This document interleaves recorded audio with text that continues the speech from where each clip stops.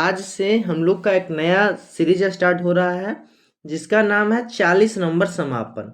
40 number का समापन। इस सीरीज के साथ आप जुड़कर सोशल साइंस के ऑब्जेक्टिव क्वेश्चन का तैयारी कर सकते हैं और इसका नोट्स भी आपको हमारे द्वारा प्रोवाइड करवा दिया जाएगा। आप हमारे व्हाट्सएप ग्रुप में जुड़ सकते हैं जिसका लिंक डिस्क्रिप्शन में दिया हुआ है, उसी में आपको नोट दे दिया जाएगा। तो चलिए इस क्लास को हम स्टार्ट करते हैं। तो आज हमारा सबसे पहला प्रश्न है कि वियना सम्मेलन कब हुआ था। तो वियना सम्मेलन 1815 में हुआ था। कब हुआ था? 1815 में हुआ था। और वियना सम्मेलन जब हुआ था तो इसका अध्यक्ष जो था से मेटरनिक था। कौन था? मेटरनिक था। और मेटरनिक का याद रखिएगा आप कि मेटरनिक जो है से ऑस्ट्रिया का चांसलर था। क्या? ऑस्ट्रिया का चांसलर था मेटरनिक। ठीक है। मेटरनिक का आपसे काल पूछे तो याद रखिएगा कि मेटरनिक का काल जो है से 1815 से 1848 तक माना जाता है। समझ गए? किसी को दिक्कत नहीं इतना क्वेश्चन में। फिर आगे प्रश्न है कि मेटरनिक किस देश का चांसलर था, यानी राजा था। तो मेटरनिक जो है से ऑस्ट्रिया का चांसलर था। कहाँ का चांसलर था? ऑस्ट्रिया का चांसलर था। ठीक है। अगला फिर प्रश्न है कि भारत में सविनय अवज्ञा आंदोलन किस कानून के विरोध में हुआ था, शुरू हुआ था? तो भारत में सविनय अवज्ञा आंदोलन जो है से नमक कानून के विरोध में हुआ था। किसके विरोध में हुआ था? नमक कानून के विरोध में हुआ था, याद रखिएगा। फिर आगे प्रश्न है कि जालियांवाला बाग हत्याकांड कहाँ हुआ था? तो जालियांवाला बाग हत्याकांड अमृतसर में हुआ था। अमृतसर कहाँ है? पंजाब में है। ठीक है, पंजाब में है। ठीक है। फिर आगे प्रश्न है कि गांधी जी ने असहयोग आंदोलन क्यों वापस ले लिया? तो गांधी जी जो थे तो चौरी चौरा घटना होने के कारण, ठीक है, चौरी चौरा एक पुलिस थाना का नाम है जहां पर ब्रिटिश पुलिसकर्मी रहते थे और सभी भारतवासी जो है, आंदोलनकारी जो हैं से हिंसा नहीं कर रहे थे, फिर भी इन्होंने, पुलिसकर्मी ने लाठी चला दिया जिसके कारण पूरे पुलिस थाना को ही इन्होंने आग लगा दिया। अब गांधी जी हिंसा होने के कारण आंदोलन को वापस ले लिए थे। ठीक है। और यह घटना 4 फरवरी 1922 का है। कहीं कहीं 5 फरवरी भी दिया जाता है। ठीक है। फिर आगे प्रश्न है कि प्रथम विश्व युद्ध के बाद कौन सा संगठन बना? तो प्रथम विश्व युद्ध के बाद राष्ट्र संघ बना था। कौन बना था? राष्ट्र संघ नामक एक संगठन बना था। ठीक है। फिर आगे है कि औद्योगिकरण से पहले उत्पादन कहाँ होता था? तो औद्योगिकरण से पहले उत्पादन घरों में होता था। कहाँ होता था? घरों में होता था। समझ गया? फिर आगे है कि भारत में पुस्तक छपाई की शुरुआत किसने की? तो भारत में पुस्तक छपाई की शुरुआत पुर्तगालियों ने की थी। किन्होंने की थी? पुर्तगालियों ने की थी, याद रखिएगा। और यह सभी प्रश्न बहुत ही ज्यादा महत्वपूर्ण है, याद रखिएगा। अगला फिर प्रश्न है कि बंगाल विभाजन कब हुआ? तो बंगाल विभाजन आपका 1905 ईस्वी में हुआ था। कब हुआ था? 1905 ईस्वी में हुआ था। समझ गया?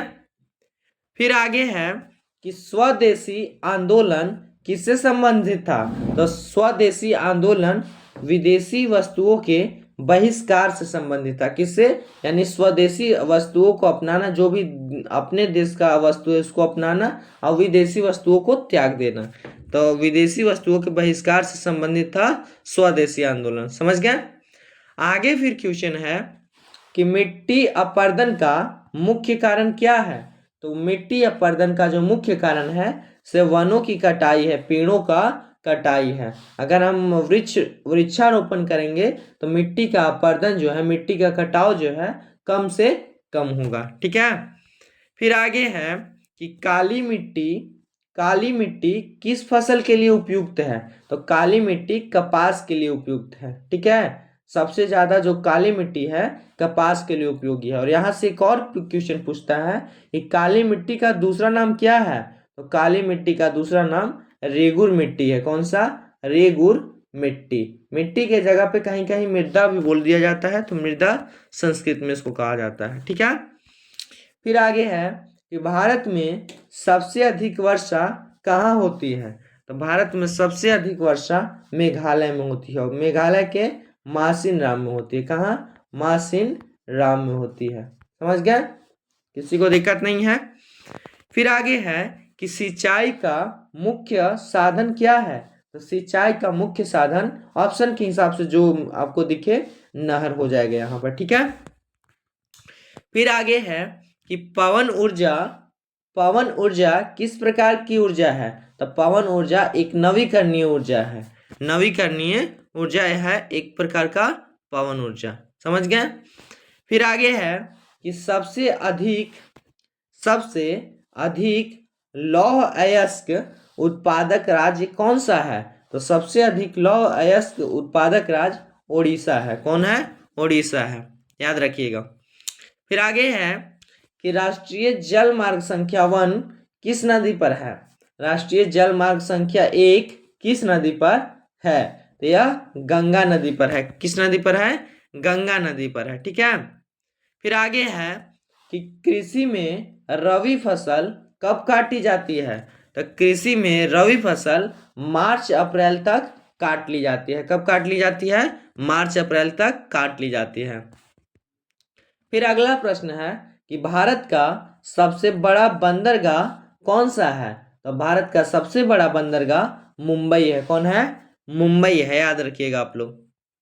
फिर आगे प्रश्न है कि जैविक खेती में किसका प्रयोग नहीं होता है? तो जैविक खेती जो है तो उसमें उर्वरक का प्रयोग नहीं होता है। याद रखिएगा आप लोग, खाद और उर्वरक में अंतर होता है। ठीक है।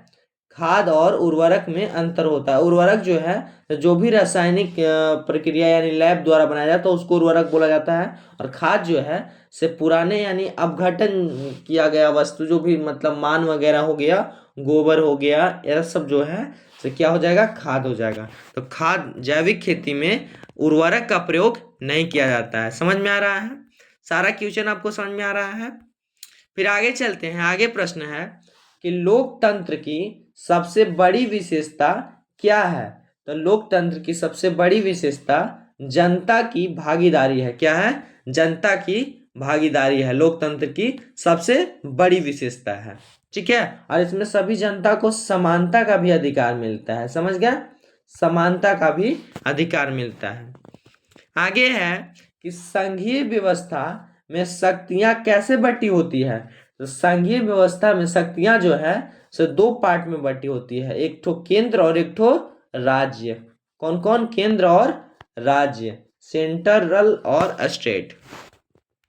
फिर आगे है कि ग्राम सभा में कौन शामिल होते हैं? तो ग्राम सभा में गांव के सभी वयस्क लोग शामिल होते हैं। ठीक है।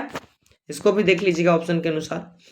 फिर आगे है कि राजनीतिक दलों का मुख्य उद्देश्य क्या है? तो राजनीतिक दलों का मुख्य उद्देश्य ही होता है कि अपना सत्ता बने, यानी सत्ता प्राप्त करना ही राजनीतिक दलों का मुख्य उद्देश्य होता है। ठीक है। आगे फिर प्रश्न है कि भारत में चुनाव आयोग कब स्थापित हुआ, यानी इलेक्शन कमीशन जो है से कब स्थापित हुआ? तो भारत में चुनाव आयोग 1950 ईस्वी में स्थापित हुआ। कब स्थापित हुआ? 1950 ईस्वी में स्थापित हुआ। ठीक है ना। फिर आगे है कि धर्मनिरपेक्ष राज्य का अर्थ क्या है? तो धर्मनिरपेक्ष राज्य का अर्थ जो है कि सभी धर्मों को समान मानना, यानी कोई भी भाषा अलग नहीं है। कोई भी आप राज्य के अंदर रखकर कोई सा भी भाषा मान सकते हैं। समझ गए? फिर अगला प्रश्न है कि संविधान का संरक्षक कौन है? तो संविधान का जो सबसे बड़ा जो संरक्षक है सर्वोच्च न्यायालय है, यानी सुप्रीम कोर्ट है। ठीक है। SC। समझ गए? फिर अगला प्रश्न है कि लोकसभा के सदस्यों का कार्यकाल कितना होता है? तो लोकसभा के सभी सदस्यों का कार्यकाल 5 वर्षों का होता है। कितने वर्षों का होता है? 5 वर्षों का होता है। फिर अगला प्रश्न है कि विपक्ष की भूमिका क्या होती है? तो विपक्ष की जो भूमिका है, जो सरकार होता है यानी पक्ष पार्टी होता है, उसकी आलोचना करना होता है, जिससे लोकतंत्र और भी मजबूत होता है। ठीक है। मतलब जिस पार्टी का सरकार बना है वह कोई काम कर रहा है कि नहीं कर रहा है, इस पे ध्यान रखता है कौन? विपक्ष रखता है। समझ गया ना। विपक्ष जो होता है से हारा हुआ पार्टी होता है। मतलब ऐसा नहीं कि पूर्ण सीट उसको हार ही गया है, यानी उसका सरकार नहीं बनता है, बस समझ गए। फिर आगे है कि लोकतंत्र में अंतिम शक्ति किसके पास होती है? तो लोकतंत्र में अंतिम शक्ति जो है से जनता के पास होती है। किसके पास होती है? जनता के पास होती है। यह सभी क्वेश्चन आप याद रखिएगा, बहुत ही ज्यादा महत्वपूर्ण है। फिर आगे है इकोनॉमिक्स से प्रश्न कि प्रति व्यक्ति आय किसका संकेत है? तो प्रति व्यक्ति आय जो है से औसत आय का संकेत है। किसका? औसत आय का संकेत है, एवरेज इनकम का संकेत है। फिर अगला प्रश्न है कि विकास का सामाजिक संकेतक कौन सा है? तो विकास का सामाजिक संकेतक जो है साक्षरता दर है। कौन है? साक्षरता दर। साक्षरता दर आप लोग जानते हैं। फिर आगे है कि प्राथमिक क्षेत्र का उदाहरण कौन सा है? तो इसको आप ऑप्शन के हिसाब से मारिएगा। यहाँ हम बता दे रहे हैं कि कृषि जो है सिर्फ प्राथमिक क्षेत्र में आता है, समझ गए। और सेवा वाले जितने क्षेत्र हैं वे द्वितीय क्षेत्र में आते हैं, याद रखिएगा। फिर है कि तृतीय क्षेत्र में आता है। द्वितीय क्षेत्र किससे संबंधित है? तो द्वितीय क्षेत्र उद्योग से संबंधित है, समझ गया। द्वितीय क्षेत्र उद्योग से संबंधित है। आगे फिर प्रश्न है कि तृतीय क्षेत्र का मुख्य कार्य क्या होता है? तो सेवा प्रदान करना होता है। क्या काम होता है? सेवा प्रदान करना तृतीय क्षेत्र का मुख्य कार्य होता है, समझे। फिर है कि बैंक ऋण क्यों देती है, यानी बैंक जो है से आपको उधार क्यों देती है? आपको मतलब पैसा लोन वगैरह क्यों देती है? तो लाभ कमाने के लिए देती है। क्यों देती है? लाभ कमाने के लिए देती है। फिर है कि चेक क्या है? चेक क्या है? तो चेक जो है से एक भुगतान का साधन है, ठीक है, भुगतान का साधन है। फिर आगे प्रश्न है कि वैश्वीकरण से बाजार में क्या बढ़ा? तो वैश्वीकरण से बाजार में जो है कंपटीशन यानी प्रतिस्पर्धा बढ़ा। कौन सी? प्रतिस्पर्धा बढ़ा वैश्वीकरण से।